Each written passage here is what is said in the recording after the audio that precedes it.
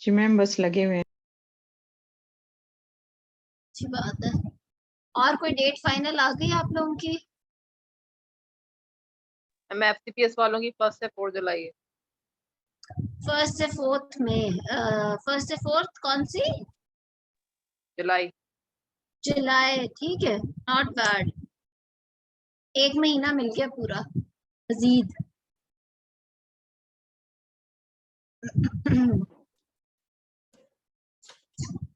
ठीक है, ठीक है, गुड। तो शॉर्ट केसेस उसी तरह आप लोग कर रहे हो, है ना? हाँ जी, 3 वीक्स है, बिल्कुल। नहीं, तैयारी तो होती रहेगी, बस अपना इसी तरह लगे रहो, ग्रुप्स बनाओ, बोलने की बहुत प्रैक्टिस करो। आप लोगों के लिए भी पहला एक्सपीरियंस है, सीपीएसपी के लिए भी पहला एक्सपीरियंस है, तो बिल्कुल पीसी किस नहीं रहेगी।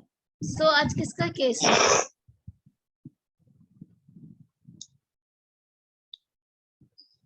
पॉलीहाइड्रोएमनियोस किसी ने कहा था मुझे।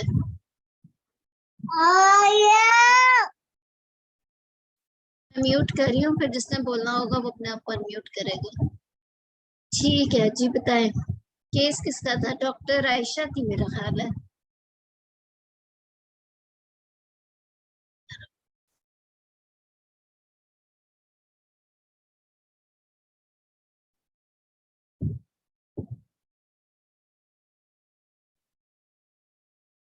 कुरतुलैन, सॉरी। लास्ट आंसर में पहले दिन पास, पहले दिन रखा है टॉक्स पास, क्या मतलब? I don't understand this. किसी ने लिखा हुआ है लास्ट चांस है, तो क्या हुआ, अल्लाह खैर करेगा, हो जाएगा क्लियर। इस दफा तो मुझे लगता है काफी लोग निकलेंगे। अच्छा, अभी किधर है डॉक्टर कुरतुलैन जिनका केस था? अगर नहीं है तो कोई और केस कर लेते हैं, कोई और प्रेजेंट कर ले। Let's not waste time.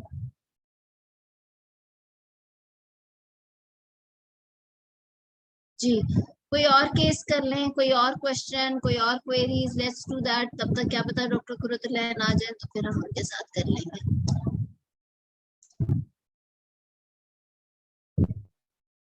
भाई मुझे बिल्कुल नहीं समझ आ रही जो भी लैंग्वेज लिख रहे हो डॉक्टर नाज है, आप बात कर लो या तो चैट के बजाय, या फिर ये कि मुझे समझ नहीं आ रहा आपका क्या। अच्छा चलें, बताएं कोई क्वेश्चन, कोई क्वेरीज, क्या कर रहे हो आज, क्या किया सुबह क्लासेस में, क्या किया, कोई खास चीज वही बता दो।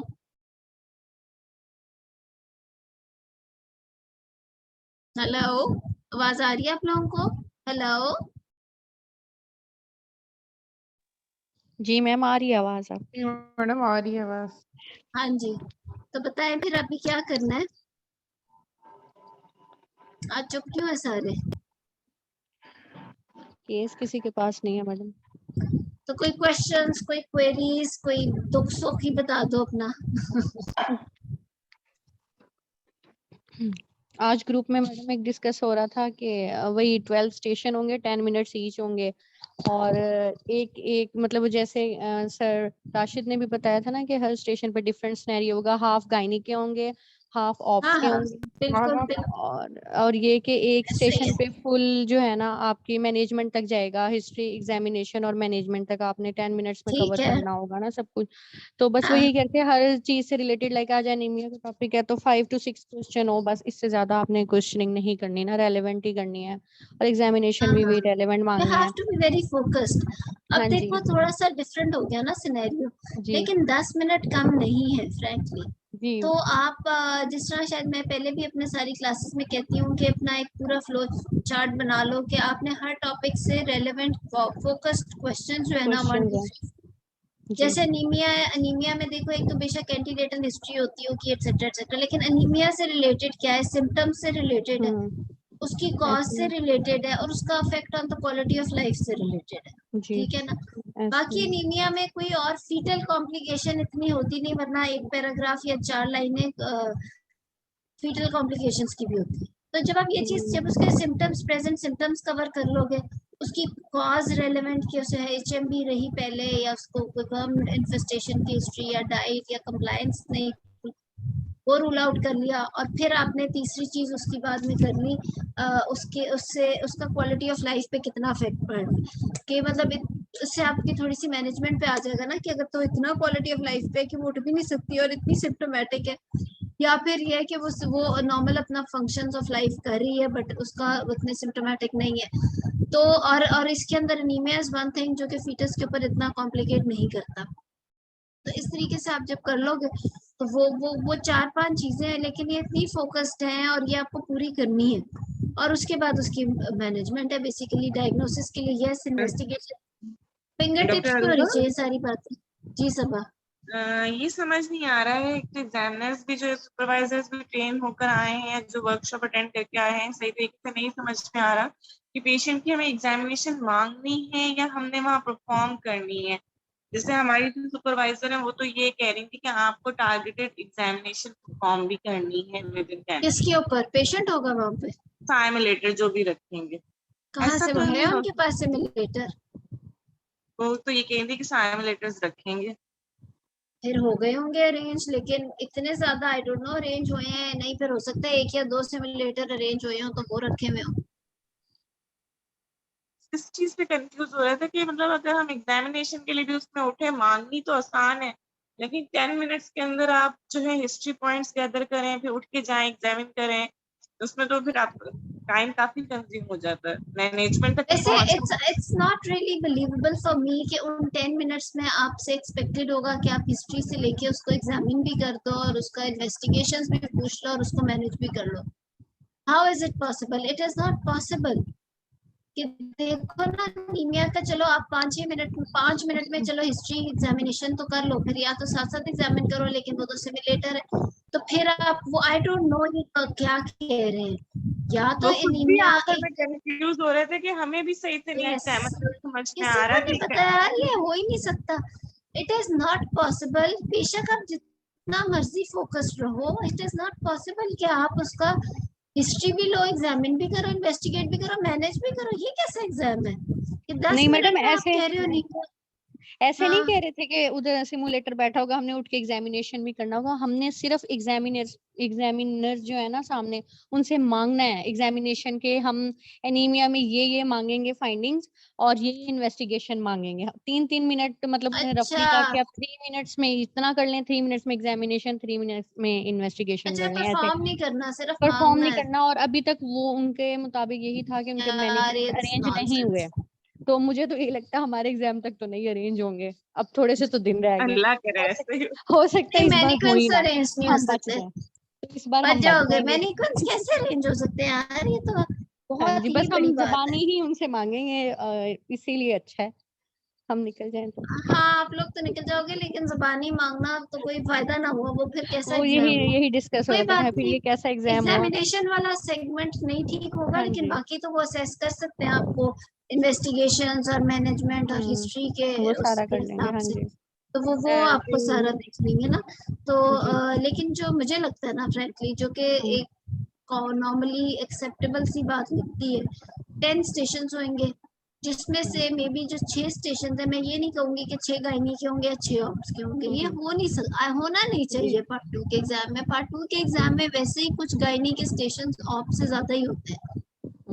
हाँ ये जरूर होगा कि 6 और 6 ऐसे जरूर हो सकते हैं कि 6 या एटलीस्ट 5 स्टेशन उस किस्म के होंगे जैसे पुराने स्ट्रोक्स आया करते थे। जी। मे बी आपको कोई सर्जिकल स्किल आ जाए, ब्लैडर रिपेयर आ जाए, या मे बी आपको कोई और चीज ऑडिट आ जाए, मे बी आपको की ब्रीच विलीन। डिलीवरी आ जाए। उसके तो सिमुलेटर्स है ना हाँ इसके जी, पास, वो हो सकता है। DPSP के पास, या ऑक्सीपिटल पोस्टीरियर या एटसेट्रा वो वाले मैकेनिक्स ऑफ लेबर आ जाए।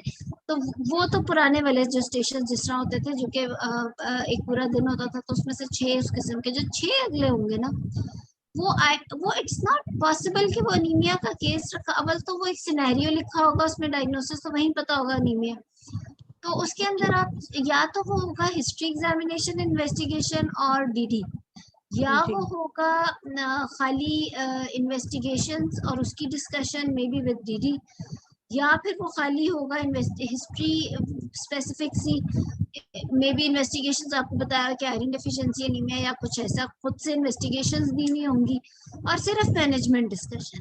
जी। दिस इज नॉनसेंस कि अगर 10 मिनट्स में आप जल्दी जल्दी उससे हिस्ट्री के फोकस्ड रट्टा मारे हुए यार, रट्टा तो हम सब ने मार लेते हैं ना, हिस्ट्री रट्टा और वो सारी चीजें जो थ्योरेटिकल में आप गुजार रहे हैं। अब तो है कि अब सिनेरियो बेस्ड मैनेज कैसे करना है इस चीज को। डॉक्टर अरूबा वो एक थोड़ा MRCOG टाइप की पैटर्न उसको रख रहे हैं और ये कह रहे हैं कि भाई आपकी अप्रोच टुवर्ड्स पेशेंट चेक कर रहे हैं ना कि आप कैसे अगर Exactly. OPD में आता है पेशेंट बिल्कुल, तो तो वही होना चाहिए। शॉर्ट फोकस हिस्ट्री लेते हैं, फोकस की पॉइंट्स गैदर करके मैनेज करते हैं।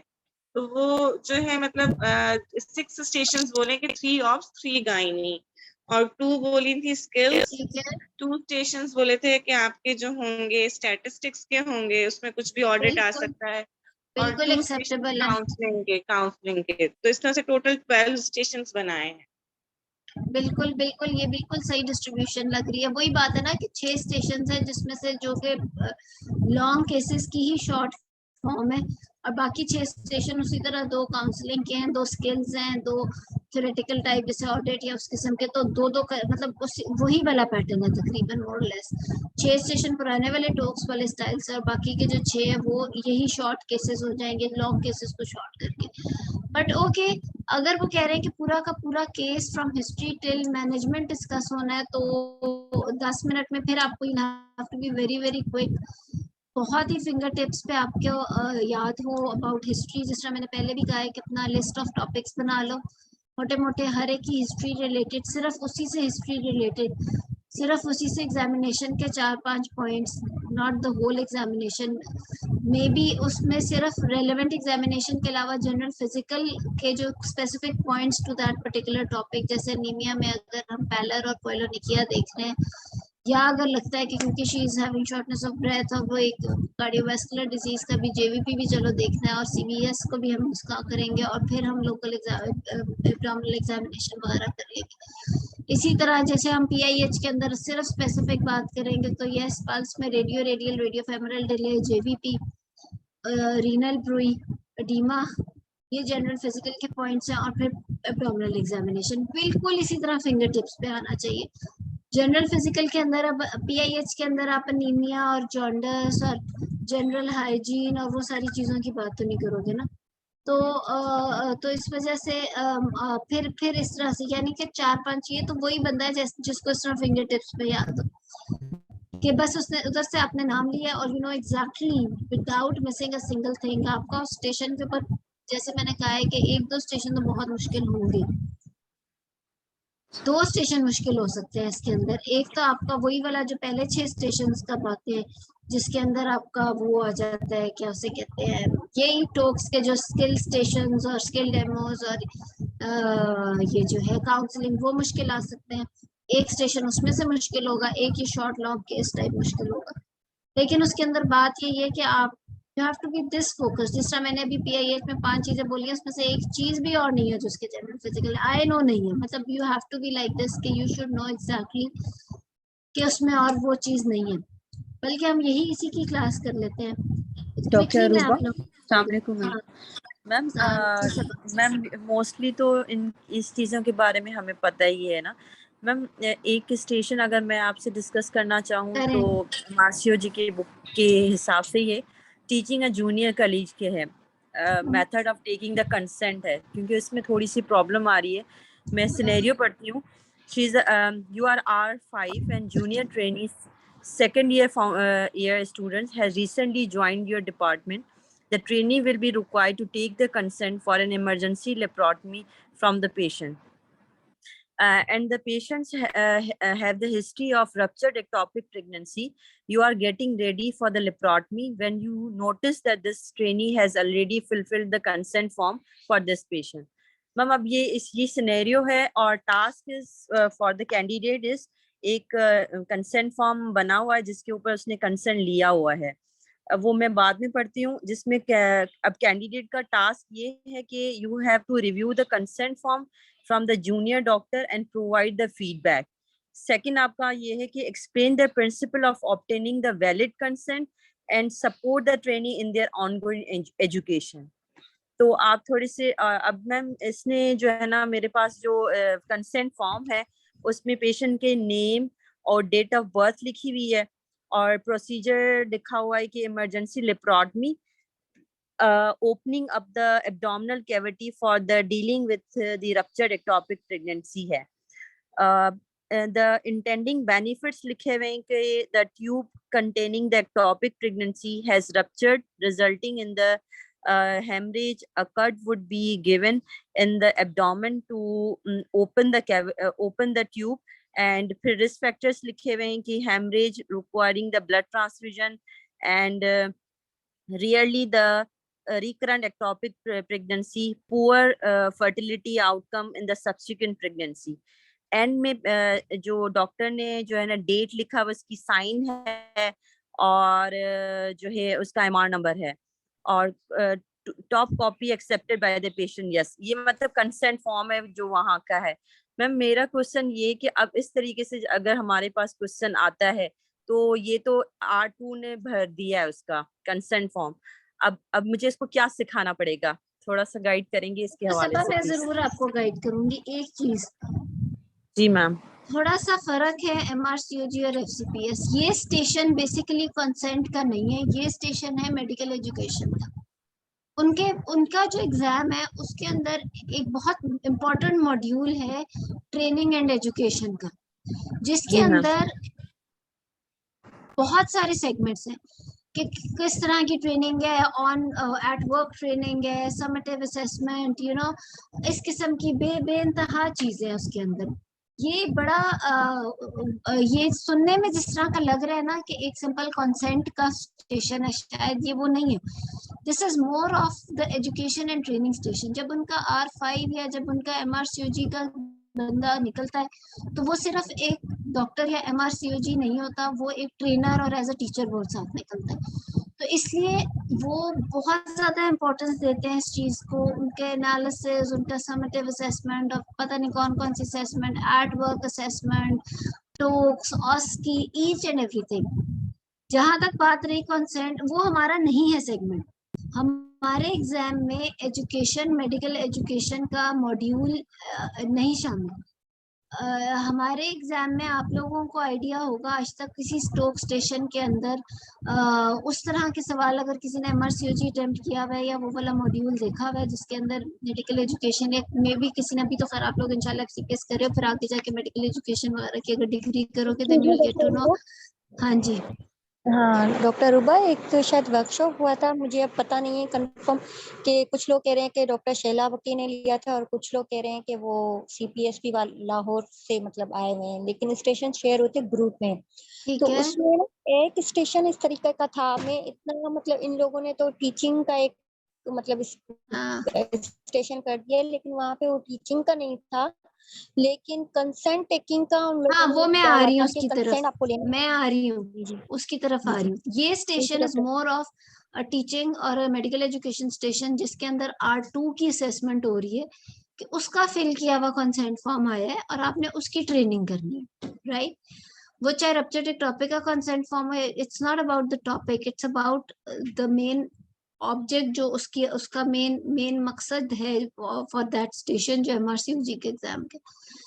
हाँ, कंसेंट के ऊपर जब अगर हम बात करें, अगर आप MRCOG के हिसाब से बात करो रप्चर्ड टॉपिक की कंसेंट, तो उनके अंदर कंसेंट फॉर्म और कंसेंट टेकिंग के पूरे गाइडलाइन और परफॉर्मे इतने जबरदस्त बने हुए हैं प्रोसीजर्स के, सिचुएशंस के, कि जैसे अभी डॉक्टर जिन्होंने ये स्टेशन हमें बताया, डॉक्टर साहब ने, उसने कहा हेमरेज है, रिकरेंस ऑफ दैट है, ओपनिंग अप ऑफ ट्यूब है, etcetera etcetera. It's not just that, उसके अंदर तो एक परसेंटेज लिखी हुई है और उनके candidates have to know that percentage also if they are talking about haemorrhage in a ruptured ectopic, if they are talking about ending up in laparotomy or a lap surgery, ending up in laparotomy in a ruptured ectopic, or salpingostomy or salpingectomy or etc. They need to know exactly कि जी 1 out of 1000 या 1 out of 100,000 या 1 out of 100, उनका तो इतना specific figures हैं. वो तो एक ब्लैक एंड व्हाइट एग्जाम है, वो तो एक ऐसा एग्जाम है कि उसमें तो कोई 0.1 cannot even be 0.1 to 0.2%. 0.1 has to be 0.1 or it has to be 1 in इतने 1000 or 1 in इतने 100 और एटसेट्रा एटसेट्रा.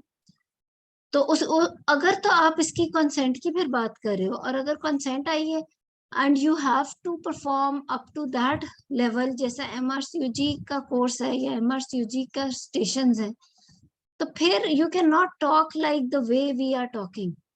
वो फिर आप उनके कंसेंट फॉर्म्स वाले जरा उठा के देखो, और फिर आप मतलब उसमें कोई टॉपिक नहीं छुटा हुआ, उसके अंदर कोई सिचुएशन उसमें नहीं छुटी हुई। वो तो एक बहुत इलेबोरेटेड रेफरेंसेस और टू द मार्क किस्म की उनकी स्टडीज है। जरा आप एक दफा देख लो तो वो तो दुनिया ही और है एक्चुअली, वेरी फ्रैंकली। दूसरी चीज ये कि हमारे एग्जाम में थोड़ा सा ये भी सिनेरियो है कि हमारा मरीज इज नॉट दैट मरीज जिसने, we are not dealing with दो सिनेरियोज जिनसे शायद वो लोग डील कर रहे हैं। हमने अगर कंसेंट फॉर्म लेनी है रप्चर टॉपिक की, तो हमारे पास एक शायद ऐसा सिनेरियो होगा कि मरीज शॉक में, ना तो उसके पास कोई ब्लड है, HB बेसलाइन ही शायद उसकी 7 थी जो 4 या 5 पे पहुंच गई है, and now you have to take the consent, at the same time you have to manage the patient, at the same time आपने उसकी लेबोरेटमी भी प्लान करनी है और वो उसी वक्त। These are the types of patients we are dealing with in our emergencies, and हमारी assessment हमारा सब कुछ भी उनसे होगा। But yes, if not exactly up to that level, अगर आप उस तरह की complications याद नहीं रखना चाहते, कंसेंट फॉर्म में when you are to, specially अगर कंसेंट का स्टेशन आता है, तो फिर you should know incidences of the possible complications. It's the complication of any procedure is not haemorrhage, infection, etcetera only. Then you should know कि haemorrhage in this particular procedure की क्या percentage है, वो RCUG में आपको सारा कुछ मिल जाएगा। या ब्लैडर इंजरी, यू नो, इसमें तो एक एक चीज एक एक प्रोसीजर से रिलेटेड बहुत ही ब्लैक एंड व्हाइट लिखी हुई है। तो consent form actually means that. मुझे नहीं लगता कि हमारा एग्जाम जो है एग्जैक्टली उस पैटर्न पे हो सकता है। एक चीज तो ये है कि हमारे अपने एग्जामिनर्स में सब MRCUG वाले हैं नहीं। दूसरी चीज ये कि होना भी नहीं चाहिए, बिकॉज हमारा सिनेरियो, हमारी पॉपुलेशन, हमारा कंट्री, हमारे रिसोर्सेज आर एब्सोल्युटली डिफरेंट। अगर हम मरीज के साथ उस वक्त कोने पे बिठा के उसके रिश्तेदार के साथ ये बात करना शुरू कर देंगे, उधर रप्चर एक टॉपिक जो कि बेसलाइन ही इतनी हेल्थ प्रोफाइल बुरी वाली पेशेंट है, तो उसके रिश्तेदार ही नहीं मिलते। अगर तो उस वक्त रिश्तेदार कोई मौजूद भी हो तो उसको बिठा के अगर हम ये समझाना शुरू कर देंगे कि इसमें इतने 1 in 100,000 जी फलाना चांस है, 1 in इतना, तो वो वी ऑल नो कि व्हाट हम किस IQ के बंदे से किस खतरनाक सिचुएशन में क्या लेके बैठ गए। सो आई डोंट रियली थिंक कि एग्जाम के सिनेरियोज एग्जैक्टली उस किस्म के होंगे जैसे MRCUG में होते हैं, क्योंकि हमारे जो सारे प्रोफेसर्स हैं वो सब हमारी इमरजेंसीज को जानते हैं, हमारी पॉपुलेशन को जानते हैं, और उन्होंने सारे कैंडिडेट्स को उसमें ही रह के तैयार करना है। जिस तरह मैं कह रही हूँ कि हम इमेजिन नहीं कर सकते उनकी स्टडीज और उनका MRCUG का कितना ब्लैक एंड व्हाइट है, इस तरह वो इमेजिन नहीं कर सकते हम किन रिसोर्सेज और किस तरह के क्या हालात में कर रहे हैं। सो हर कंट्री का हर एक पॉपुलेशन का अपना हिसाब होता है। आर एग्जामिनर्स आल्सो नो कि उन्होंने कैंडिडेट्स को किस सिचुएशन में रेडी करना है। इसलिए अब तक जो एग्जाम होता था, स्पेशली लॉन्ग केसेस, हमारे एग्जाम में ज्यादातर ये जो परसेंटेजेस और ये जो थ्योरेटिकल पार्ट है ये कवर कर लिया जाता है थ्योरी में और टॉक्स में। They don't have long cases, they don't, वो उनके एग्जाम्स में लॉन्ग केसेस या उस तरह का नहीं होता। हमारे एग्जाम में एग्जैक्टली ऑस्की नहीं होने का, उन्होंने कहा शॉर्ट केसेस होंगे, वो जो के short form of long case ही होगा, because we just can not omit. हमारे पास कई दफा हमारा examination is so important that we don't even have facility of that good ultrasound or that good investigations available as well. तो हमारी clinical assessment बहुत important होती है। At times जैसे कि अभी रप्चर एक टॉपिक की बात की, हमारे पास तो ये भी टाइम नहीं होता कि कोई इन्वेस्टिगेशन करा सकें कि रप्चर एक टॉपिक है भी नहीं, है भी या कि नहीं, हमें तो इमीडिएटली मैनेज करना पड़ रहा होता है। सो हर जगह के अपने सिनेरियोज और अपना उसी के हिसाब से एग्जाम बनता है, बिकॉज एग्जाम का मेन मकसद सिर्फ कैंडिडेट्स को कंसल्टेंट डिक्लेयर नहीं करना होता, एग्जाम के ऊपर आपकी सारी ट्रेनिंग बेस करती है। क्योंकि अब अभी आप लोग जो एग्जाम दे रहे हो, अब उस एग्जाम को देख के सारे ट्रेनीज अपनी ट्रेनिंग उस हिसाब से करेंगे। अभी तक सारे कैंडिडेट्स एग्जामिनेशंस और हिस्ट्रीज पे कितना जोर देते हैं, क्योंकि वो एग्जाम का एक बहुत इंटीग्रल पार्ट था। 1 घंटे का एग्जाम होता था जिसके ऊपर सिर्फ उस टॉपिक से रिलेटेड हिस्ट्री एग्जामिनेशन इन्वेस्टिगेशन होती थी, इसलिए जितने भी कैंडिडेट्स निकले उन्होंने उसको उतना ही इंपॉर्टेंस दी। अब जो एक एग्जाम होगा वो सारी ट्रेनिंग उसके ऊपर ही बेस करेगी। एक ऑटोमेटिक एक ह्यूमन नेचर वाली बात है ना कि इंसान एग्जाम के लिए तैयारी करते हैं, और वो 4 साल की ट्रेनिंग एक्चुअली इस एग्जाम के ऊपर डिपेंड कर रही है। अब ये एग्जाम ऐसा नहीं हो सकता, जैसे डॉक्टर सबा ने कहा कि आप R2 का कंसेंट फॉर्म असेस करो। ट्रेनिंग और education should be a part of our training as well. It is, but वो mostly FCPS के बाद होता है। When इंशाल्लाह जब आप लोग कर लोगे FCPS, उसके बाद आप लोगों की वर्कशॉप्स होती हैं अबाउट द ट्रेनिंग, सुपरवाइजरशिप की, और फिर बहुत सारे लोगों को बहुत डिग्री मेडिकल एजुकेशन के कोर्सेज होते हैं। वो सारा कुछ हम FCPS के बाद हमारा ट्रेनिंग और टीचिंग चीजें होती हैं। मोस्टली FCPS तक जिस ये R2 R5 असेसिंग R2 वाला तो आने नहीं लगा कुछ। नंबर 2 ये कि ये जरूर आ सकता है कि कैंडिडेट वो वहाँ रोल प्लेयर बैठा होगा, अपने कंसेंट लेनी है उससे। हाँ, उसके अंदर theoretically yes, incidences always matter. आप बगैर उसको इंसिडेंट्स के बताए हुए आप नहीं कह सकते हो कि जी आपके मरीज में हेमरेज का इतना चांस है, या आपके मरीज के अंदर रप्चर का इतना चांस है, या आपके मरीज में ये है। अगर आप सिजेरियन की भी कंसेंट ले रहे हो तो आपको इंसिडेंसेस पता होने चाहिए। और कंसेंट लेने की भी एक स्किल होती है एक्चुअली। अगर जाहिर बात है आप एक पेशेंट को सिजेरियन का बता रहे हो और आप बताते बताते कह रहे हो कि अगर सिजेरियन हो गया, और सारा उसे यही बताई जा रहे हो, और एंड पे आप डेथ तक का बता देते हो, या एनेस्थीसिया कॉम्प्लिकेशन का भी बताई जा रहे हो। बट कंसेंट लेने का स्किल भी यही होता है कि आप उसे कहोगे कि ये इतने इंसिडेंट्स है, इतने % इस चीज का इंसिडेंस है, बट इतने % नहीं भी है। सो ताकि वो बेचारा कुछ तैयार भी तो हो ना, वरना तो एक पेशेंट तो वो तो माने, मतलब वो तो सोच ही नहीं सकता। फिर आप उसे, हालांकि डेथ आप कहोगे कि 1 in 100 एंड पता नहीं कितने 1000 होगी, वो तो डेथ का नाम सुन के भाग जाए। You will tell the patient कि उसका इंसिडेंस है बट बहुत लो है, but it's not like every patient who is going in the operation theatre is ending up like that. So इस वजह से ये सारे स्किल्स मैटर करते हैं। सो अगर किसी ने कहा है कि एमआरसीओजी के पैटर्न पे तैयारी करें, you can not do it on that pattern. MRCOG के मॉड्यूल्स उठा के देखो, उसमें से कुछ मॉड्यूल्स हमारे मॉड्यूल्स है ही नहीं अभी, तो उसमें टाइम नहीं वेस्ट करना, ठीक है। सो यस, कंसेंट आ सकती है, HRT का स्टेशन आएगा, ऑन्कोलॉजी का स्टेशन आएगा आपको। इवन अगर थ्योरेटिकली भी देखें, मतलब स्टेजिंग आ सकती है ऑन्कोलॉजी की, वहां पे कोई खातून बैठी हो सकती, मतलब एमआरसीओजी के कितने सारे स्टेशन होते हैं कि एंड एक लेडी वहां बैठी है, and unfortunately her daughter is diagnosed, और she herself is diagnosed with a case of with a CA ovary, and she is now asking that she wants, I have heard of the station कि she wants to, कि उसकी बेटी की शादी हो रही है, and she wants to know exactly कि उसका कितना year survival क्या है, and she wants to plan accordingly, और एक staging आई हुई है कि जी आपने उसके ये situation है, आपने स्टेज निकालनी है, और अब उसको काउंसिल करना है कि उसकी सर्वाइवल क्या है, उसकी क्वालिटी ऑफ लाइफ आगे क्या होगी, और अगले कितने अरसे तक she should plan marriage of a daughter, और व्हाटएवर प्लान जो भी लाइफ में। सो इस तरह के स्टेशन, यस, उस तरह के हमारे भी आ सकते हैं। ओपीडी में we can face such, OPD या क्लिनिक्स पे we can face such situation. Ruptured ectopic का कंसेंट हो सकता है आए, बट उसके अंदर आपको साथ में ये पता होना चाहिए कि आयम बाय शाय मारने के बजाय it's ruptured ectopic. Ruptured ectopic is one case कि अगर वो वाइटली भी स्टेबल है तो she can get unstable any moment, और अगर वो अनस्टेबल हो गई तो वो आपका सबसे बड़ा फेलियर है। Receiving a patient of ruptured ectopic in a stable condition ending up in an unstable situation, जो किसी भी सेकंड में हो सकती है, तो वो तो फिर फेलियर है अगर वो अस्पताल में आती। तो यानी कि once you have received a patient of ruptured ectopic and she is a diagnosed case of ruptured ectopic, उसको फटाफट ट्रीट करो। मीनवाइल कंसेंट लो, but consent should be in a way कि वो सिर्फ कंसेंट ही नहीं होनी चाहिए, फिर उसकी कंसेंट में वो एकदम से, क्योंकि वो बता के अनस्टेबल नहीं होगी, वो एकदम से अनस्टेबल होगी। तो इस वक्त अभी वो वाइटल्स मेंटेन करी है, लेकिन अंदर पता नहीं 2 लीटर ब्लड 1 मिनट में वो थ्रेशोल्ड खत्म हुआ उसका अलाइबल ब्लड लॉस का, तो शी विल कोलैप्स, और वंस शी विल कोलैप्स उसका एनेस्थीसिया मुश्किल, उसकी सर्जरी मुश्किल, उसकी हर चीज मुश्किल।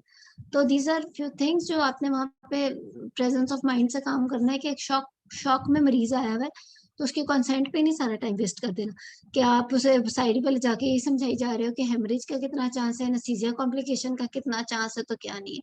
तो ये सारी situation, instead it's better if you take her IV line, उसको कैथेटराइज करो, उसको रश करो fluid and take her to operation theatre.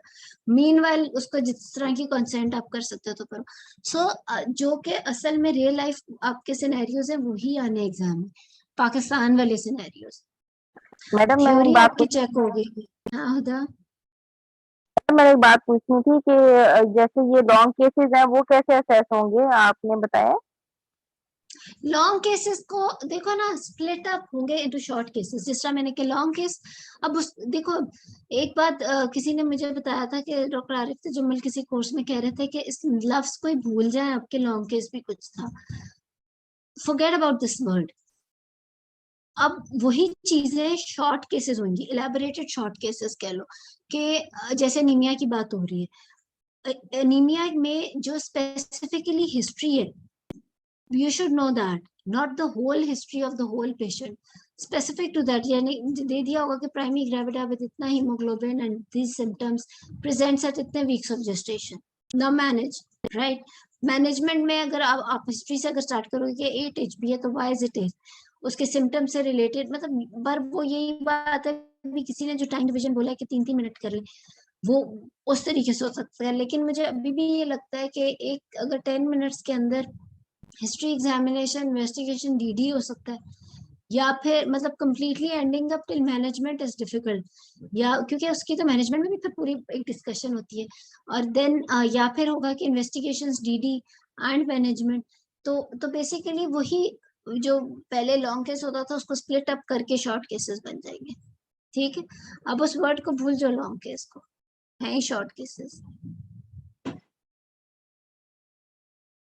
ठीक है? मैम फिर एग्जामिनेशन वाला कोई कंपोनेंट आ सकता है एग्जामिनेशन के लिए? फिर पेशेंट नहीं बैठा हो सकता वहां पे, क्योंकि अगर एक दिन में कितनी, अगर 20 या 2 भी उन्होंने सर्किट कराने हैं, तो एक मरीज इतनी दफा तो एग्जामिन नहीं कराएगा ना, वो तो हो नहीं सकता। तो हो सकता है इनसे 1 या 2 सिमुलेटर्स अरेंज हो गए हों, तो फिर तो ठीक है, वरना फिर आप वही बात जैसे किसी डॉक्टर ने कहा था, लेकिन ये कोई बात लॉजिकल लगती नहीं कि आप बैठ के पूछोगे कि उसका मैं पैलर देखूंगी, कोइलोनिकिया देखूंगी, इट्स टोटली अनएक्सेप्टेबल। एग्जामिनेशन आप बोल के नहीं कह सकते, पॉइंट्स नहीं आप बोल सकते, examination is all about performance. जी मैडम, मैडम जैसे एक कोई सिनेरियो उन्होंने दिया हुआ हो, नीचे उन्होंने लिखा हुआ कि आउटलाइन द मैनेजमेंट प्लान, तो उसमें तो हमें फिर उसकी पेशेंट की हिस्ट्री भी लेनी होगी, उसका एग्जामिनेशन भी हमें चाहिए, इन्वेस्टिगेशन भी चाहिए, तो मैनेजमेंट से मुराद उनका ये है कि अप टिल ट्रीटमेंट, तो मैडम 10 मिनट्स में वो कैसे पॉसिबल होगा ना? That's what I'm saying, it seems impossible। हो I don't really think कि होगा। मैनेजमेंट क्या वो या तो इन्वेस्टिगेशन डीडी ट्रीटमेंट होगा, या फिर वो हिस्ट्री एग्जामिनेशन इन्वेस्टिगेशन डीडी तक होगा, बिकॉज अकेला मैनेजमेंट ही 10 मिनट के लिए कम है एक्चुअली। जी मैडम, मैडम अब ये वहीं पे जाके सरप्राइज मिलेगा कि ये इस तरह से है। yes। क्योंकि फ्रैंकली किसी को पता नहीं इस बात का। और दूसरी बात ये कि भी किसी ने कहा कि जैसे ओपीडी में होता है कि जल्दी से मरीज देखें, 10 मिनट्स में हिस्ट्री से ट्रीटमेंट तक करें, but actually you are not being trained for the OPD only. आप इंडोर पेशेंट्स के लिए, एडमिटेड पेशेंट्स के लिए, थिएटर में जो मरीज लेके जा रहे हो उसके लिए, हर चीज के लिए ट्रेन हो रहे हो, तो जल्दबाजी वाला तो काम ही नहीं है इसमें। कोई कह रहे केस स्टार्ट करे, किधर है डॉक्टर कुरुतलैन? आज कुरुतलैन का केस था, वो ही नहीं है। इमरान भाई कहाँ है?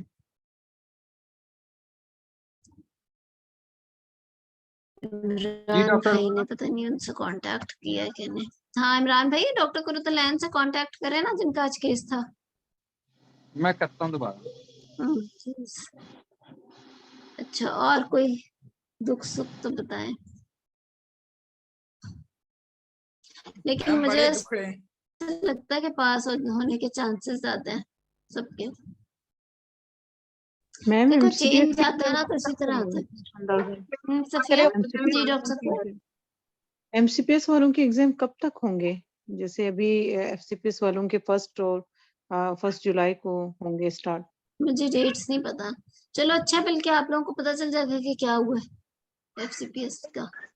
हाँ मैम वो तो है, जो यानी बाहर से होंगे तो उनको थोड़ा प्रॉब्लम तो होगा, उनको ये सारा बड़ा सब कुछ टफ है अरेंज करना सीपीएसपी होगा, वालों के तो अपने इसलिए हम लिए भी कंफ्यूज हैं। It's not easy. सीपीएसपी के अपने लिए भी आसान नहीं है एक चेंज इतना बड़ा लेके आना, और फ्रैंकली बहुत सारे आई एम श्योर एग्जामिनर्स इसके खिलाफ भी हैं, होंगे। देखो जितने लोग हैं हर एक अपना ओपिनियन होता है, तो बहुत सारे लोगों के खिलाफ भी जाके and then when you have such limited resources इतना बड़ा चेंज लेके आना, लेकिन maybe it's a good change also, क्योंकि अगर मैम इसको चेंज सही होनी तो तरीके से अच्छी करें। बात है तो अच्छी बात, क्योंकि वर्ल्ड वाइड Yes. सारे सब यानी इसी तरीके से कर रहे हैं। ये बिल्कुल, चेंज तो देखो अच्छी है। बहुत ज्यादा वो बाइस्ड एग्जाम होता जा रहा था, लक पे बहुत ज्यादा बेस्ड था, एटसेट्रा एटसेट्रा। बहुत सारे उसमें नेगेटिव बातें भी थी, पॉजिटिव भी थी, लेकिन नेगेटिव भी थी। लेकिन इस एग्जाम को अच्छा फॉर्मुलेट करने का सबसे बड़ा मकसद जो है ना, मैं जैसे कि आपको बताया है कि अब the whole training is going to depend on this exam, क्योंकि ट्रेनीज ने तो अब वही करना है जो इस एग्जाम में हुआ है। वो उससे ज्यादा कुछ तैयारी नहीं करेंगे, वो उससे ज्यादा अपनी 4 साल की ट्रेनिंग में एफर्ट भी नहीं करेंगे। If they get to know कि examination is not a part of this exam any more, तो हमारे सिस्टम से एग्जामिनेशन का रोल खत्म होता जाएगा। क्योंकि फिर why would anyone try to do the pelvic examination, जब एग्जाम में असेसमेंट ही नहीं है, जब एग्जाम में जाके डायग्नोसिस उसके ऊपर बेस नहीं कर रहा। अगर आपको सिनेरियो में डायग्नोसिस बना हुआ मिल रहा है, तो कोई एफर्ट क्यों करेगा चेक करने के लिए कि मैं पेल्विक करके देखूं कि ये फाइब्रॉइड है या एडिनोमायोसिस है, which should not happen actually. तो ये यस कुछ मैम, ये बातें हैं जो ड्रॉबैक है। कि आपकी पूरी ट्रेनिंग जो है वो इस एग्जाम पे डिपेंड कर रही है। आप लोग सारे तो ट्रेन हो गए हो, आप लोग इंशाल्लाह पास भी हो जाओगे, लेकिन अब जो आगे वाले आने वाले हैं ना, they are all looking at this exam. और एक ह्यूमन नेचर है, कोई एक्स्ट्रा एफर्ट नहीं करेगा ना, वो कहेगा मेरे पास अल्ट्रासाउंड की फैसिलिटी मौजूद है, मैं क्यों एग्जामिनेशन पे अपना टाइम खपाऊं। या ऑब्वियसली पूरी एक प्रैक्टिस चाहिए आपको अपने फिंगर्स को आइडेंटिफाई करने के लिए चीज को के अंदर है क्या चीज, इज इट एन ओवेरियन मास और इट्स यूट्राइन मास और सीए है कि नहीं, एटसेट्रा एटसेट्रा, जो कि बहुत इंपॉर्टेंट है। Secondly, examination tells you exactly what type of surgery you are going to do. जब आप एग्जामिन कर रहे होते हो तो आपको पता लग जाता है अपने इंसिजन कैसा देना है, इट्स एन एडहेरेंट मास और इट्स अ मोबाइल मास, कितना बड़ा मास है, etcetera etcetera. So there are many things जो कि अल्ट्रासाउंड और बहुत सारी चीजें आपको नहीं बता सकती हैं जो एग्जामिनेशन बताता है। सो इसी तरह और भी बहुत सारे components. Detail discussion on DD is a very important component of this exam. आप 10 मिनट के अंदर हर चीज नहीं, आप 10 मिनट पे सिर्फ डीडी भी डिस्कस कर सकते हो, और होना भी चाहिए, क्योंकि DD is one thing. OPD में आप बगैर सोचे समझे तो नहीं ना वो मुंह उठा के बस लिख दो एक कि जिसको यही एडिनोमायोसिस है या इसको एंडोमेट्रियल पॉलिप है। डीडी की तो पूरी एक डिस्कशन है यार। DD reaching a diagnosis without knowing ultrasound is an important skill, जो कि ट्रेनिंग का बड़ा इंपॉर्टेंट पार्ट है। So these are few little things जो कि इस एग्जाम में भी कवर की जा सकती हैं शॉर्ट केस वाले में, लेकिन ये बड़े तरीके से बनाना चाहिए। ये जो एग्जामिनेशन पूरा स्टाइल है ना, this is going to affect the future trainings actually. So ये बहुत इंपॉर्टेंट बात मैम है। इनको जो फर्स्ट टाइम वाले हैं उनको बताना चाहिए था, थोड़ा आइडिया देना चाहिए था कि किसी से प्रिपरेशन करें हम।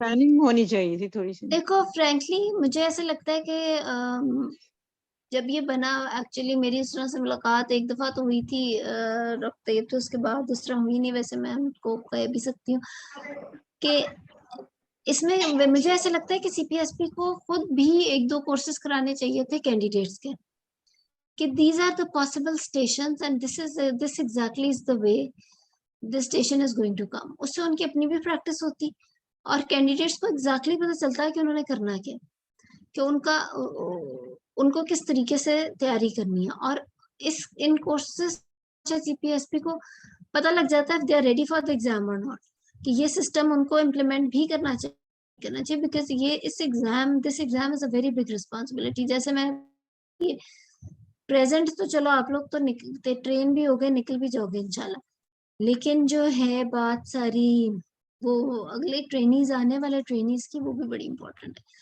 तो ये थोड़ा बहुत देख के कर सकते हैं। मैडम सीपीएसपी को वाकई वर्कशॉप करवानी चाहिए, लाइक जिन लोगों का स्पेशली फर्स्ट डे है ना एग्जामिनर्स की भी वो लोग तो बिल्कुल और ट्रेनी कैंडिडेट्स की भी, क्या एक आधा कैंडिडेट्स का भी सर्किट, ताकि एक पूरी सिमुलेशन हो जाती कि एग्जैक्टली होना क्या है। बिकॉज इट्स टोटली अनएक्सेप्टेबल कि जिस तरह कोई कह रहा है कि 6 स्टेशन होंगे, 3 ऑप्स के 3 गायनी के, उसमें 10 मिनट में आपने हिस्ट्री से लेके मैनेजमेंट, इस मैनेजमेंट का कोई फायदा नहीं है। If you don't know exactly how to diagnose by discussing DD, if you don't know exactly the examination part of the patient, आप इस ज्यादा फनी और स्टूपिड क्या चीज होगी, सॉरी, क्या कैंडिडेट बैठ के पूछ रहा है कि मैं इसमें कोलोनिकिया देखूंगा, मैं इसमें पैलेट देखूंगा, मैं इसमें जेवीपी? भाई ये क्या बात हुई? कैसे देखोगे? एग्जामिनेशन बोल के कभी नहीं हो सकता। डॉक्टर उबा, वो डॉक्टर कुरतरैन की कोई इमरजेंसी आ गई थी, उन्हें हॉस्पिटल जाना पड़ा, अभी उन्होंने रिप्लाई थैंक यू किया। इमरान भाई, चलो थैंक यू। अपना मैं बता दिया तो हम अभी इसी तरह ही अपने मैम आप कोई सिनेरियो दे के स्टार्ट करवा दें। चलो ठीक है, मैं कराती हूँ। कौन करेगा? आप कौन करना चाहते हैं? वॉलंटियर कर लो। पॉलीहाइड्रोमियोस का ही कर लेते हैं, क्या ख्याल है? ठीक है जी हाँ मैम। चलो। Gravida 3 para 2 with previous 2 SVDs comes at 28 weeks of gestation with pain abdomen and increased in abdominal girth as a subjective feeling as compared to the gestational age according to the dates. Or on examination अब मैं, चलो ये इतना करते हैं, फिर इसमें जल्दी से कोई सिर्फ फोकस्ड हिस्ट्री के पॉइंट्स बता दे।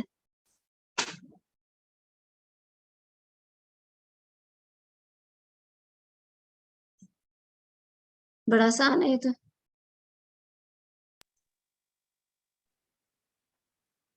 हाँ, ऐसा का हाथ खड़ा है। आपने कट गई आवाज जी आयशा। जी मैम। आपने मैंने इंक्रीज्ड एब्डोमिनल गर्थ और पेन एब्डोमेन बोला है। increase abdominal girth and abdominal pain. Ma'am, first of all, I will ask the patient name, education, and distance from. नहीं, ये क्या बातें कर रहे हो? This is a short case. आपने सिर्फ मुझे 3-4 मिनट में focus to these 2 complaints points बता दो। इसमें मैडम डायबिटीज की हिस्ट्री होगी। देखो इसकी प्रैक्टिस करो। अब आप लोग खुद ही कह रहे हो कि 3 मिनट हिस्ट्री को दें जी, पता नहीं 3 मिनट एग्जामिनेशन को दें, तो 2 मिनट इन्वेस्टिगेशंस को दें। अगर मैंने इसमें प्रेजेंटिंग है पेन एब्डोमेन और उसके साथ मैंने इंक्रीज फंडल हाइट बोली है ना, उसकी इंक्रीज उसकी एब्डोमिनल गर्थ बोली है, तो आप बोल दो कि एंटीनेटल हिस्ट्री के अलावा पेन एब्डोमेन की क्या क्या हिस्ट्री है? पेन एब्डोमेन में उसमें प्लेसेंटल एब्रप्शन के लिए पूछते हैं कि ब्लीडिंग तो नहीं हो रही। एग्जाम में ऐसे तो नहीं जवाब देना, एग्जाम में आप डायग्नोसिस नहीं मुंह से बोल सकते। Bleeding any complaint of bleeding intermittent pain है। सबसे पहले 28 वीक्स की पेशेंट है, उसमें ये नहीं पेन एब्डोमेन में कि कंटिन्यूअस है, इंटरमिटेंट है, उसकी फ्रीक्वेंसी मतलब आपने रूल आउट नहीं करना। मैम पहले तो पेन को ही हमें पूछना पड़ेगा कि sudden onset and gradual pain, character of the pain and there is a tenderness and persistent or intermittent pain. There's associated urinary burning maturation and there's a spotting and bleeding and pregnant patient के अंदर आप उस तरह बोलो जैसे gynae के patient में बोल रहे हो। देखो ये छोटी छोटी बातें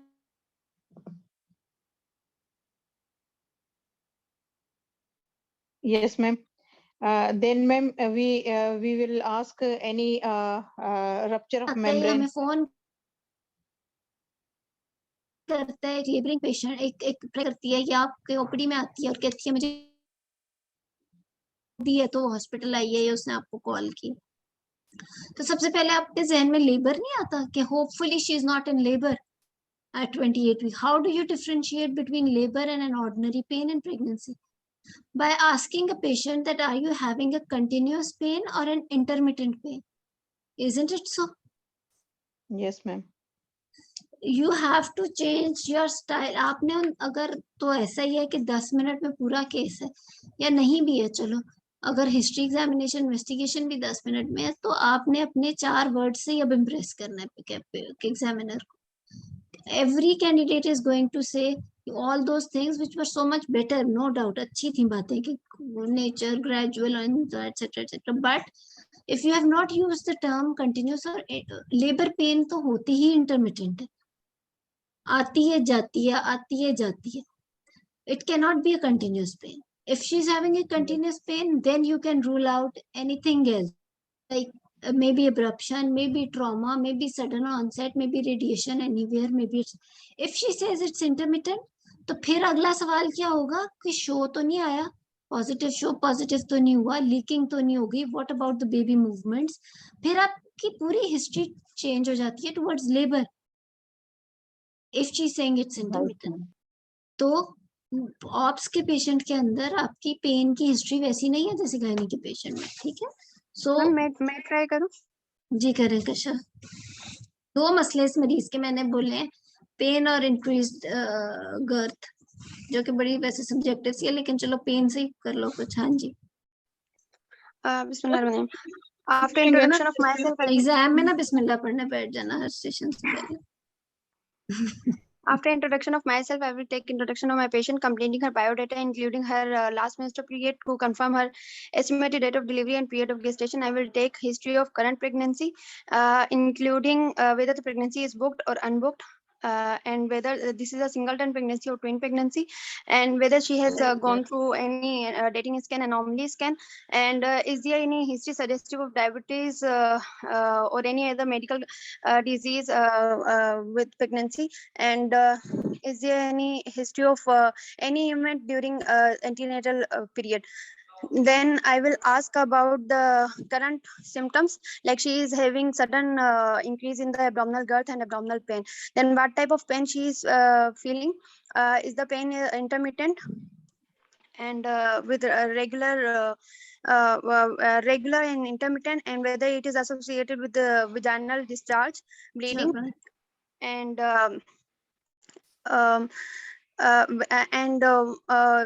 for increase in abdominal girth, I want to ask whether this is associated with the shortness of breath, and constipation, bleeding from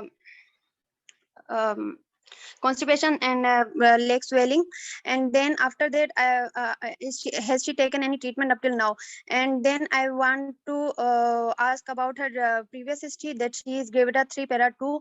What is the outcome of previous pregnancies, the mode of delivery and time of deliveries, and outcome of each pregnancy and inter-pregnancy interval. After that, I will ask about her medical and surgical history of concern, her family history, and then completing her history, I will examine my patient from general physical examination, including her BMI, vital signs, and then her systemic examination. I will do her relevant obstetric examination, including her physiofundal height, life, presentation, and fetal heart sound, and amount of liquor, and estimated fetal weight, and palpable uterine contractions for the palpable uterine contractions.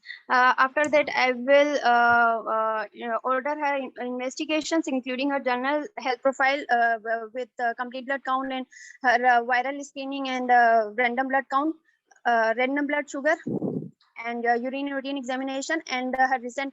I will offer her recent scan for fetal biometry.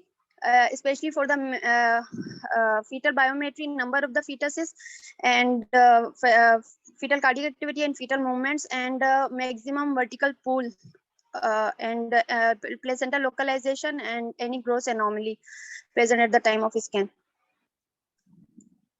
Very good. I think you were very good. काफी अच्छे अपने point सारे cover किए शुरू से and तक. DD बना के प्रेशर सिम्टम्स की बात थी हुई.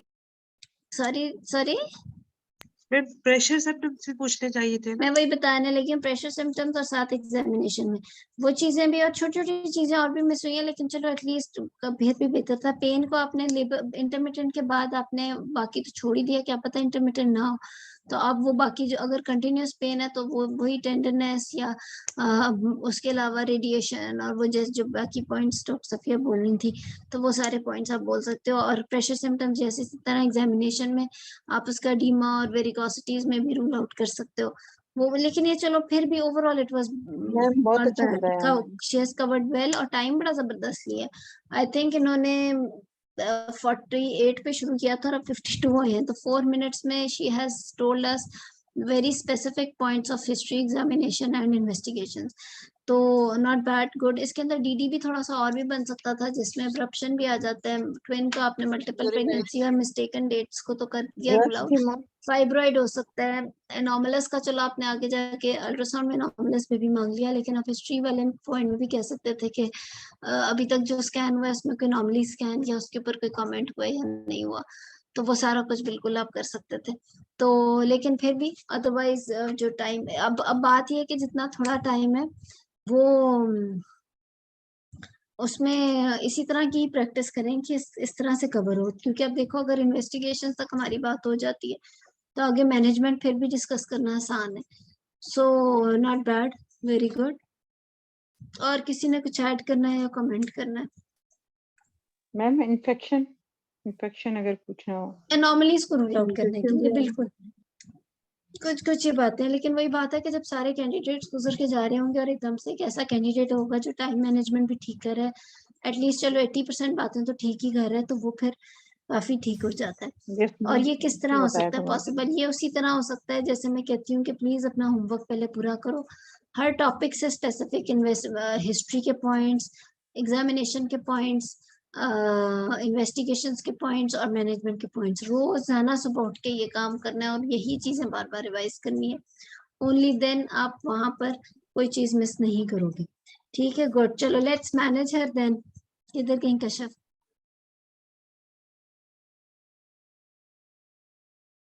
हेलो जी कश्यप। जी मैडम। मैनेजमेंट में ट्रीटमेंट बताओ। Madam, first of all, after completing her examination and investigation and depending upon the findings, I will, Madam, is the findings or investigations, right?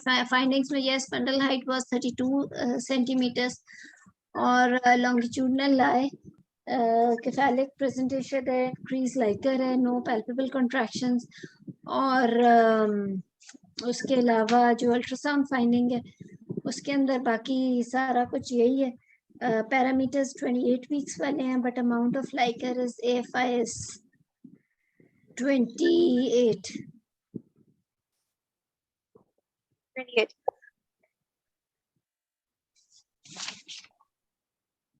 Ji. I will first of all I will counsel my patient, counsel the couple regarding the diagnosis. He is having a singleton pregnancy with 28-week gestation and polyhydramnios. ठीक है। I will involve multidisciplinary team including me and neonatologist and anesthetist.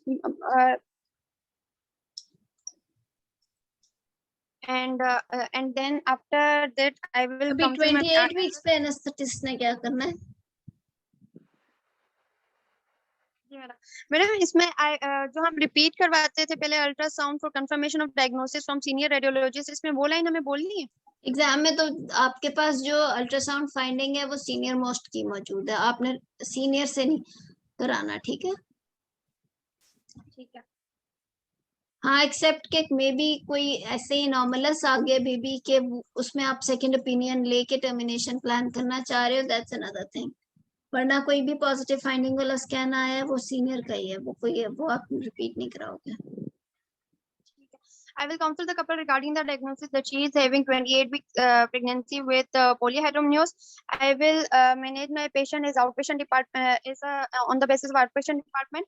I will counsel her that if she is having severe shortness of breath or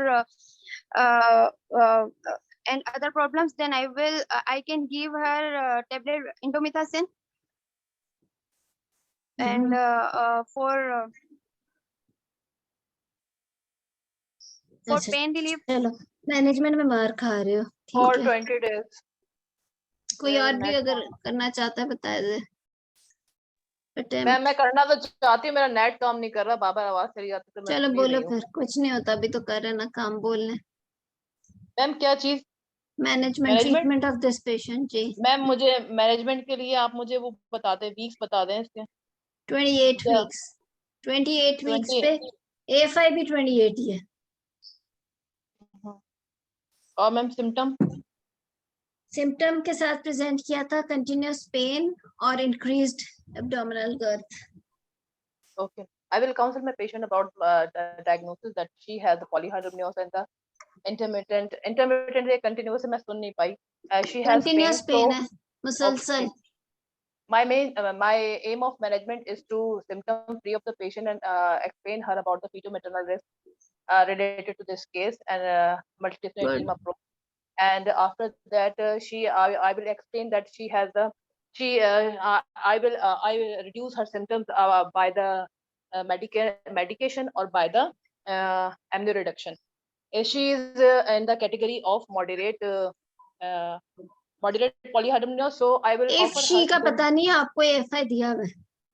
Ma'am, moderate. This patient is categorized as the moderate polyhydramnios, so I will offer her the medical treatment, which is included the indomethacin tablet for the 4 to 20 days. And after the symptom, categories of polyhydramnios क्या है Faiza? mild, moderate, and severe. Ma'am, क्या है, किस तरह से categorise होता है? Ma'am 5 to 25 जो है वो माइल्ड में आता है, नहीं 5 to 25 जो है वो नॉर्मल है, और 25 से 30 जो है वो माइल्ड में आता है, मॉडरेट में फिर 30 से ऊपर है, फिर 35 से ऊपर, और इक्वल 35 जो है वो सीवियर में आता है. ये किस कैटेगरी में आएगी?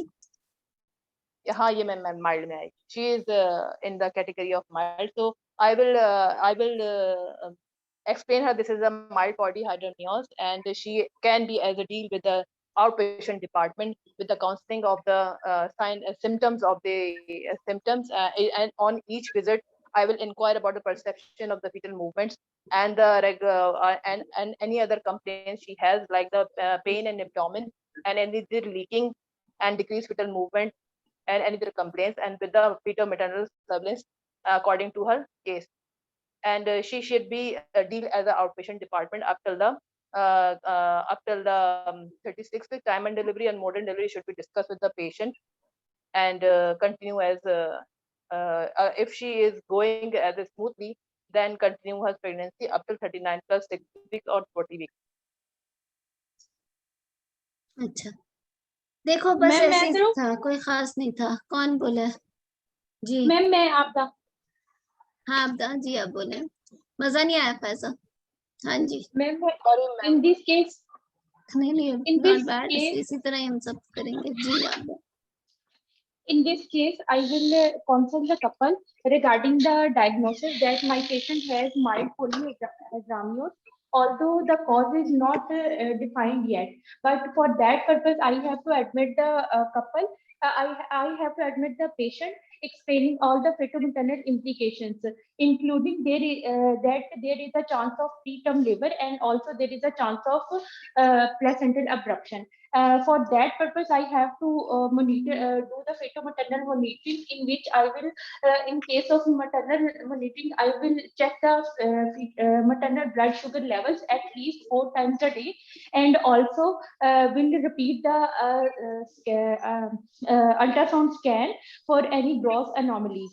Also, I will check the fetal condition by giving her fetal count, and also by doing the CTG. And I will try to make the patient symptom free by giving her analgesia, and also monitoring the pain, and also rule out the any infection present at that time. For example, there is any urinary tract infection or any other infection at that time. For that purpose, I have to admit the patient, and during that admission, I will try to involve the multidisciplinary team involving the physician for to rule out any associated comorbidities, and also I will inquire to my patient that in previous deliveries, is there any complication happened intraoperative, antepartum, intrapartum and postpartum, and because there is a recurrence in this pregnancy. After making my patient symptom free for at least, I will keep admitted for 48 to 72 hours. If my patient will be symptom free, and for example, if there is a sugar blood sugar levels are deranged, then I will try to control the blood sugar levels. and by giving her glucophage and or insulin according to the blood sugar levels. And when my patient is symptom free, I will consult my patient that this is a high risk pregnancy, and I will increase her outpatient. I will discharge her, increasing her outpatient visits with more frequency, keeping that all fetal-maternal conditions satisfactory. I will prolong the pregnancy till the 37 to 38 weeks. Then I will rule out at 36 weeks. I will give her DEXA cover, and I will discuss mode of delivery, time of delivery, and breastfeeding and contraception. And at 37 weeks, I will assess the Bishop score, and then according to time of delivery. Good. बाकियों से काफी बेहतर था, अच्छा था। देखो एक confusion जो मुझे आप सब में पता लगी है और जो कि हर एक को होती होगी, एक चीज जिसमें कश्यप कंफ्यूज थी अबाउट इंडोमेथासिन, और फायजा जिसमें कंफ्यूज थी कैटेगरीज ऑफ पॉलीहाइड्रोएमनियोस।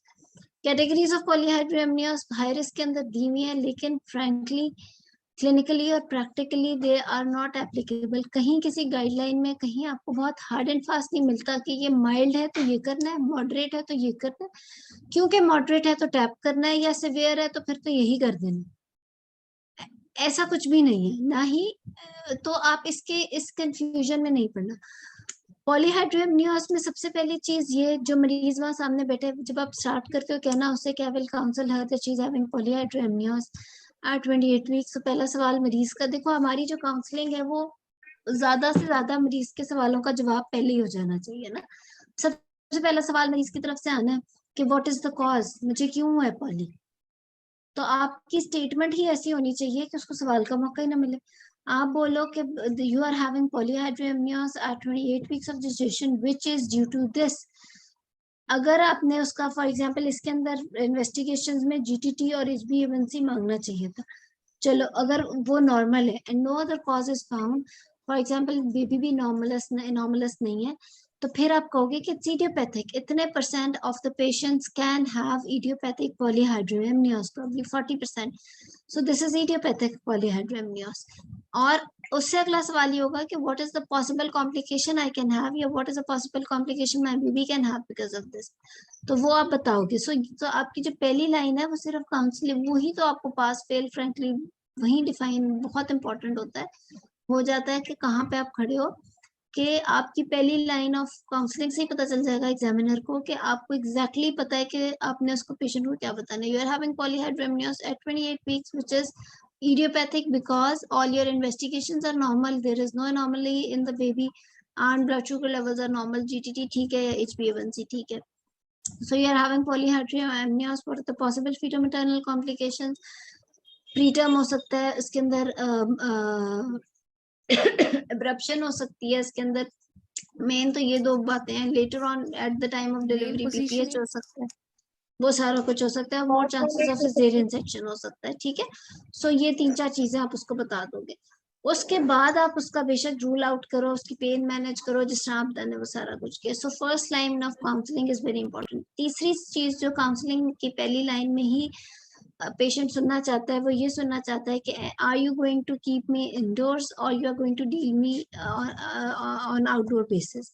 तो आप कह सकते हो कि she has come with pain, I can keep her admitted for 24 hours. इस दौरान मैं उसकी कॉज भी देखूंगी, सेकेंडली पेन रिलीफ करूंगी, I can monitor her for labour pains as well, और उसके बाद में इसको डिस्चार्ज करके फिर आउटडोर। और इसमें बहुत इंपॉर्टेंट है एक और चीज कि 28 वीक्स पे फंडल हाइट इतनी ज्यादा है, there is no harm in getting a Doppler ultrasound done as well at 28 weeks and at 32 weeks because fundal height is not a good criteria to find exactly कि growth of the baby is going fine. So आप उसमें एक Doppler भी साथ में कराओगे polyhydramnios में to rule out placental insufficiency और growth को देखने के लिए बेबी की।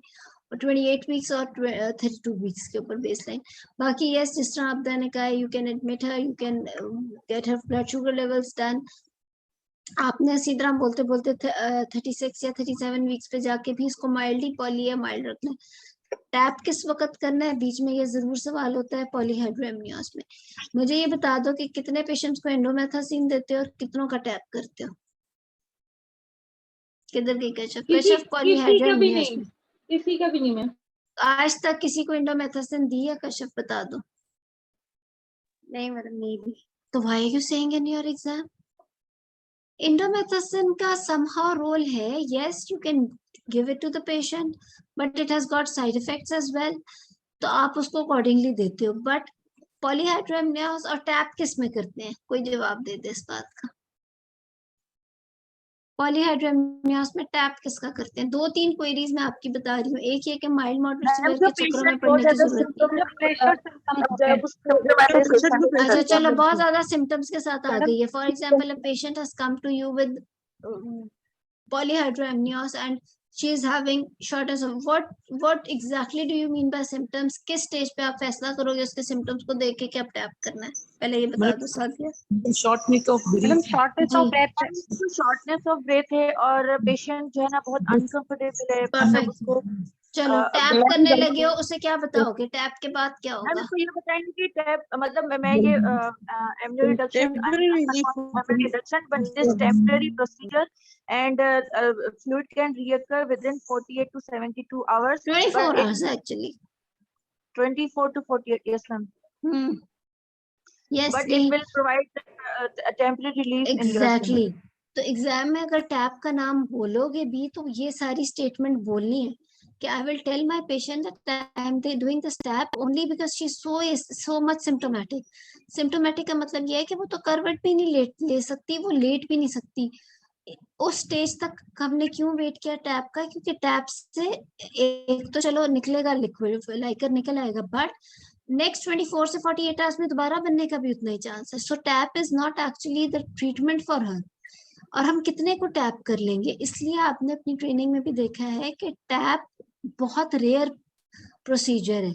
पॉलीहाइड्रोएमनियोस में टैप बहुत अवॉइड किया जाता है टिल हमें लगे कि अब टैप के अलावा गुजारा नहीं है। क्यों? बिकॉज वो दोबारा बन जाएगा fluid. Tap is not treatment actually, वो तो एक थोड़ा सा टेम्परेरीली उसका सिम्टोमेटिक रिलीफ है। लेकिन हम कितना टैप कर लेंगे प्रेगनेंसी में उस पेशेंट का? उसको तो कोरियम निनाइटिस ना हो जाए बार बार टैप करने से, या उसको प्रीटर्म लेबर ना हो जाए, उसकी इरप्शन हो सकती है टैप से। So tap is not a good thing in polyhydramnios. However वो पेशेंट जो कि बेचारी बस बेड पे तड़प ही रही होती है, ना वो बैठ सकती है, ना वो लेट सकती है, ना वो, उस पेशेंट के अंदर हम टैप ये बता के करेंगे कि we are doing this tap क्योंकि अब इसके अलावा गुजारा नहीं है। ठीक है, सो इंडोमेथासिन के चक्रों में पड़ने की जरूरत नहीं है। पेशेंट को सीधा सीधा मैनेज करके टर्म तक लेके जाओ। You cannot take this patient to 40 weeks or 39 plus 6 weeks. A patient who is having polyhydramnios, either it's idiopathic, there is some problem going on inside. How can you take a patient to 40 weeks if you know that there is a 38 weeks के ऊपर तो लेके नहीं जा सकते? तो 37 plus या 38 पे मैक्सिमम। आगे जहाँ के तो 2-3 आप लोगों की क्वेरीज, एक माइल्ड मॉडरेट सिवियर के बहुत ज्यादा चक्रों में पड़ने की जरूरत नहीं, उसके अलावा इंडोमेथासिन के चक्रों में पड़ने की जरूरत नहीं। उससे तो फिर और भी नई बड़ी ड्रग्स आ गई हैं, सिलिंडार्क टाइप उस किस्म की। और कौन सी? और तीसरी चीज टैप। टैप कब करना है मैंने बता दिया, टैप से पहले आपने पेशेंट को क्या क्या बताना है वो भी बता दिया। अब एक सवाल ये है कि डिलीवर कैसे करना है। जी मैम, सिलेंडर बता सकते हैं कि आपके पास इंडोमेथासिन का ऑप्शन है, लेकिन वो हम लोग 32 वीक से पहले मतलब उसको जो है ना दे सकते हैं, उसके बाद नहीं दे सकते। और उसका अगर ठीक है, लेकिन बात नाम ना लेना। अगर एग्जामिनर कोई सवाल करे तो because indomethacin is not a good option. अगर आप सिर्फ मॉनिटर करके लेके जा रहे हो और पॉलीहाइड्रोएमनियोस बढ़ नहीं बहुत रहा तो you can just keep on monitoring it. इसकी वजह यह है कि इंडोमेथासिन के साइड इफेक्ट्स बहुत ज्यादा है, इसी वजह से वो बहुत ज्यादा दी नहीं जाती, उसके साथ मॉनिटरिंग बहुत ज्यादा है। उसके अलावा ये कि अगर पॉलीहाइड्रोएमनियोस की कॉज मिल गई है, जैसे आपदा ने कॉज बताई कि जी डायबिटिक है फॉर एग्जाम्पल, तो फिर इंडोमेथासिन से ज्यादा जरूरी है उसकी डायबिटीज कंट्रोल करो। Any patient who is having polyhydramnios with diabetes और मैक्रोसोमिया विद डायबिटीज, उसके अंदर हमारी ब्लड शुगर लेवल टारगेट्स अगर आम हालात में 1 आवर आफ्टर मील 140 से कम है तो इन पेशेंट में 120 से कम हो जाएगी। हम इतने स्ट्रिक्ट कंट्रोल करेंगे, चाहे ग्लूकोफेज बढ़ाओ चाहे इंसुलिन स्टार्ट कराओ, तो इवन 135 भी हम इसमें ज्यादा कंसिडर करेंगे। तो अगर आप इसका ब्लड शुगर लेवल बहुत स्ट्रिक्टली कंट्रोल कर लेते हो तो फिर that is the treatment, right? In a patient who is having polyhydramnios because of diabetes. Idiopathic polyhydramnios में खुद से इंडोमेथासिन का नाम लेने की जरूरत नहीं है, लेकिन अगर आपने ले ही लिया तो आपको एग्जैक्ट इंसिडेंसेस पता होने चाहिए कि पेटेंट डक्टस आर्टेरियोसिस कितने वीक्स के बाद कितने % में वो करता है। 32 वीक्स के बाद तो आप दे ही नहीं सकते इंडोमेथासिन, उसके बाद तो मोर देन 50% चांस होता है उसका ये करने का, क्या उसे कहते हैं, पेटेंट डक्टस आर्टेरियोसिस और पेटेंट हाँ वो सारा कुछ। तो वो तो वैसे ही 50% इज वेरी हाई इंसिडेंस। इसका मतलब है आप खामखा जो बेबी को कार्डियक एनोमलीज करा रहे हो उससे बेहतर है पॉली मॉनिटर कर लो। तो दीज आर फ्यू थिंग्स। तो खुद से इस चक्रों में नहीं पड़ने की जरूरत है। अगर आपने नाम ले लिया उस ड्रग का तो फिर आपको उसको इंसिडेंसेस के साथ एग्जैक्ट जेस्टेशनल वीक के हिसाब से पता होना चाहिए आप क्या, और उससे बेहतर भी ड्रग्स अब तो आ चुकी हैं, फिर उसका भी पता होना चाहिए। So what you are not doing in your training वो ठीक चीज ही नहीं कर रहे, तो कोई वजह ही है जो आज तक नहीं कर रहे। तो खुद से एग्जाम में उसका नाम नहीं लेना। इसको डिलीवर कब कैसे करोगे, कब का मैंने बता दिया, you can not take her to 40 weeks, never above 38 weeks. तो डिलीवर करोगे कैसे? मैम काउंसलिंग मैम, करके विद इसके अंदर तो स्टेबलाइजेशन इंडक्शन करेंगे क्या? इंडक्शन स्टेबलाइज इंडक्शन, है ही कैफेलिक। Stabilise induction.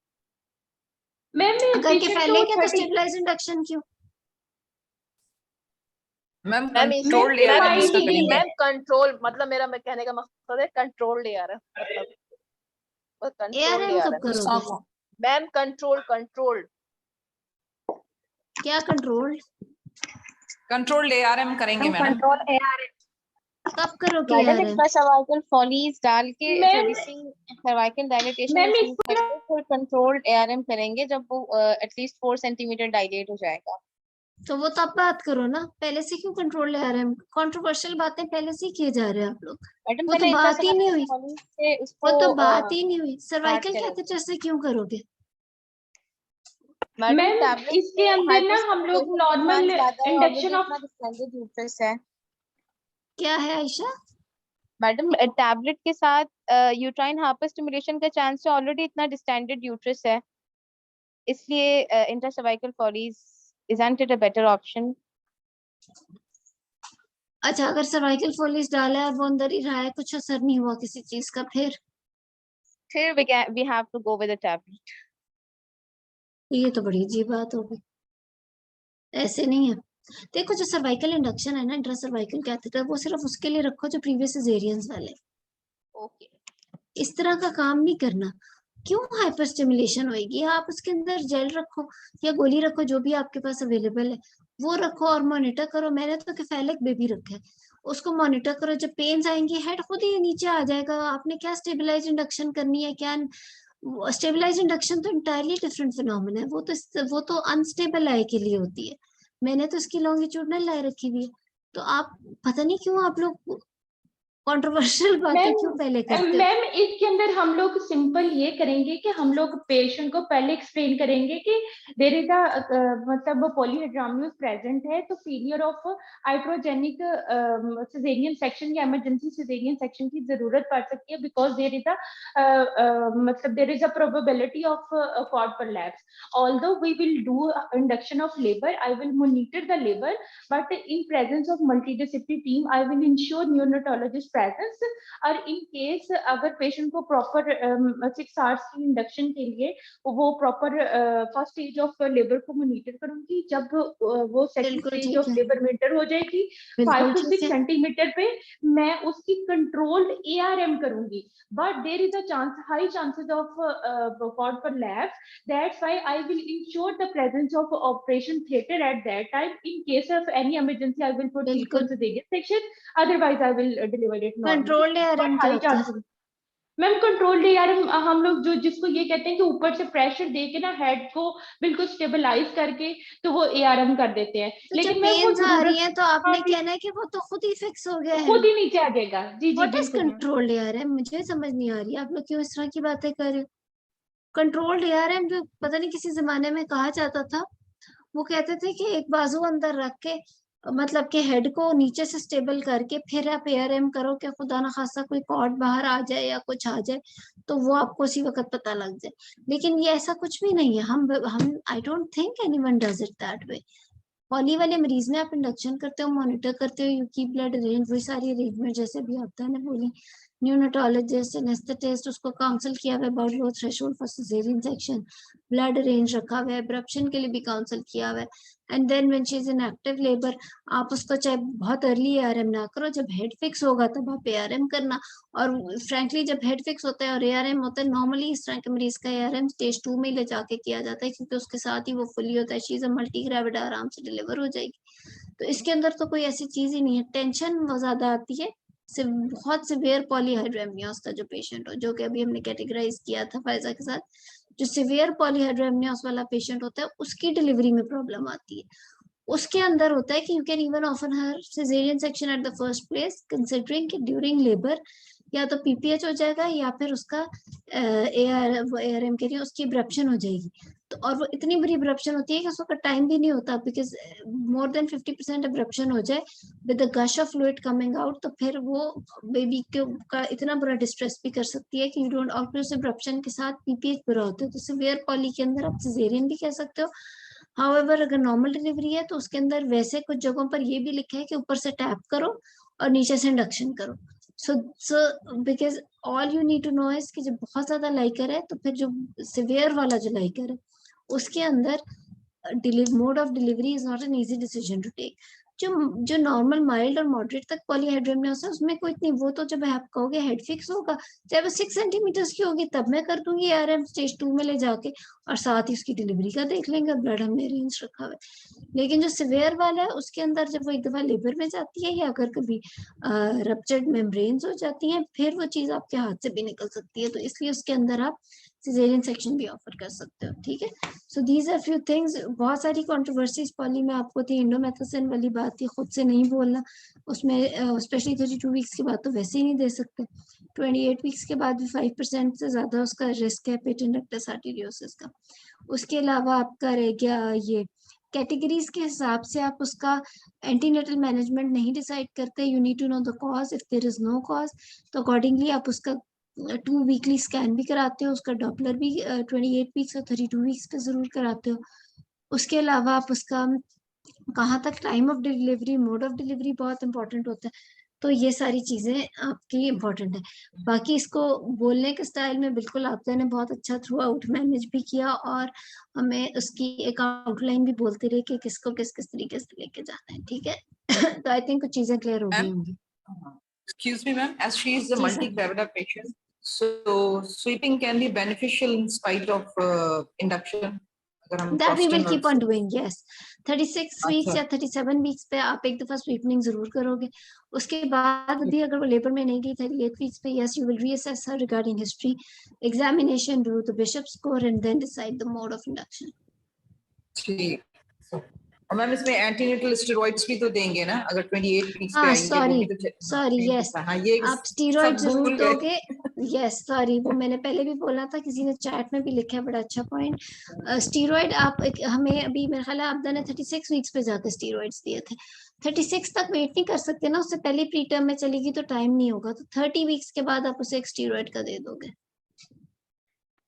जी मैम ठीक है मैम, ये मैंने गलती की। मैम एक सवाल पूछना है कि ये तो मैंने, क्योंकि मोस्ट कॉमन कॉज 50% मतलब आइडियोपैथिक पॉलीहाइड्रोनियोस होता है। अगर वहाँ हमें जैसे सिनेरियो के साथ इन्वेस्टिगेशन नहीं सारी नॉर्मल मिलती हैं तो हम इडियोपैथिक लेके चलेंगे। और अगर उन्होंने कोई इन्वेस्टिगेशन दी हुई होगी, जैसे डायबिटिक हो गई पेशेंट, तो हम या कोई एनॉमलस बेबी हुआ तो हम उसको अपने साथ इसमें मैनेजमेंट में शामिल करके तो उसको लेके चलेंगे। फिर तो मैनेजमेंट ही बदल गई ना, कॉज मिल गई तो आसान है मैनेजमेंट, कॉज मिल गई तो फिर तो वो केस हो गया डायबिटीज का बेसिकली विद पॉलीहाइड्रोएमनियोस, या एनॉमलस बेबी का केस हो गया वो तो। मैम 13 वीक्स पे कितने वीक्स पे? आपने क्या कहा 13 वीक्स पे? 30 इसलिए मैं कंफ्यूज हो गई। Okay ma'am, thank you. Ma'am इसमें मैटरनल वायरोलॉजी मांगेंगे हम इन्वेस्टिगेशन में, टॉर्च मांगेंगे? नहीं, वायरोलॉजी इसलिए नहीं मांगेंगे क्योंकि अभी तो नहीं ना, पॉली तो उसे कोई फर्स्ट ट्राइमेस्टर में शायद कोई इन्फेक्शन हुई हो तो अब वो पॉली के साथ प्रेजेंट कर रही होगी विद एनॉमलस बेबी, तो वो फर्स्ट ट्राइमेस्टर अभी अगर आप मांगोगे तो वो IgGs पॉजिटिव आएंगे, रुबेला IgG पॉजिटिव, फलाना IgG पॉजिटिव, तो वो तो IgG जरूरी तो नहीं कि फर्स्ट ट्राइमेस्टर के इन्फेक्शन के एक्सपोजर का पॉजिटिव हो, वो तो लाइफ में कभी भी एक्सपोजर हुआ पॉजिटिव आएगा.